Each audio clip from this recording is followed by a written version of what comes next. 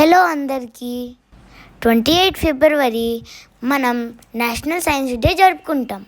Science day అనగానే మనకి మొదట గుర్తొచ్చేది సర్ సివి రామన్ గారు. ఆయన కనిపెట్టిన రామన్ ఎఫెక్ట్ వల్ల భారతదేశానికి నోబెల్ ప్రైజ్ వచ్చింది. ఈరోజు మా నలంద స్కూల్లో సైన్స్ ఎక్స్పో కండక్ట్ చేశారు. ఈ సైన్స్ ఎక్స్పోలో నేను నా ఫ్రెండ్స్ మా ఎక్స్పెరిమెంట్స్ని ప్రజెంట్ చేశాను.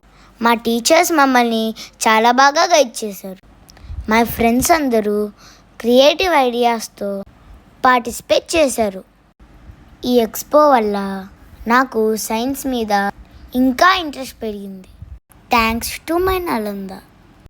అందరికీ హ్యాపీ నేషనల్ సైన్స్ డే.